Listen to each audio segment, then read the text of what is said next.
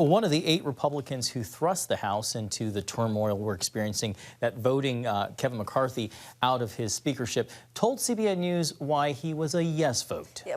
A Virginia Republican, Bob Good, says McCarthy was unfit for the job. He spoke with CBN's Matt Galka earlier today about the speakership and what's next. All right, joining us now, Virginia Congressman Bob Good. I appreciate the time, and I know it's been a busy last 24 hours for you, so we'll jump right into it. You've had a chance to sleep on it. I would assume you've had a chance to sleep on it at least.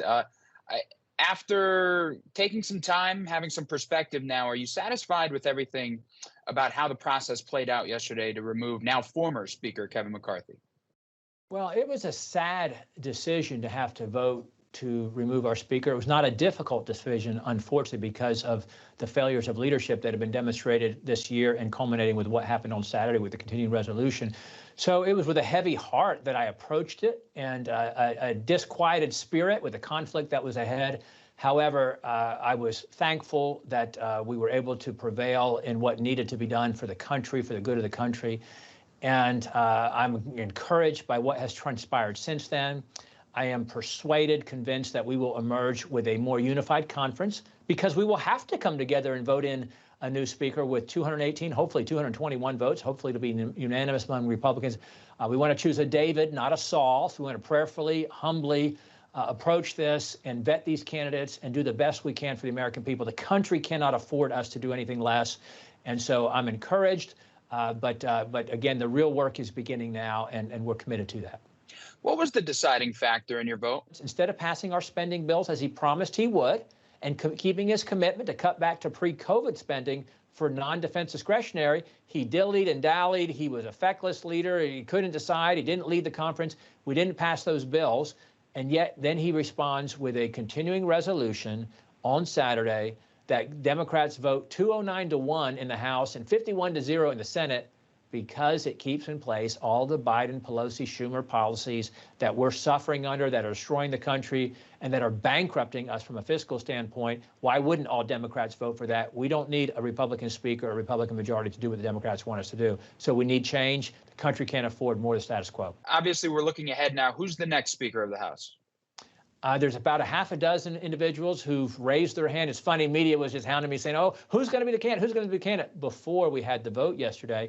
And I told them, listen, no one of stature, of influence, that would be perceived as has a credible chance to get 218 is going to raise their hand and say, I'm a candidate before Speaker McCarthy is removed, because of retaliation, because of consequence, and because they would be perceived as being part of the sort of overthrow, for lack of a better term. They needed to emerge organically.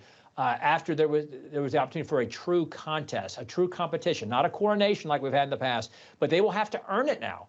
And so you got a half a dozen or so who've thrown their hat in the rings. 2 or 3 of those, I think, would be really quality candidates from my perspective. Well, the names that are out there right now, Steve Scalise, Jim Jordan, could those gentlemen, could you support one of them? And the reason I ask that is because they are considered McCarthy allies. And I'm just curious, how does an emerging new candidate for Speaker of the House who might have been backing Kevin McCarthy, how does he get the votes after what we saw yesterday, where there was a portion of the conference that didn't want Kevin McCarthy in there? How did they support one of his allies?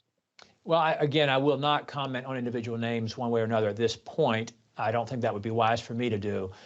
However, I think everybody is approaching this pragmatically and realizing there's going to be some compromise, some give and take, because it takes 218. And so it's likely someone who was at least reasonably supportive of Speaker McCarthy, at least publicly anyway.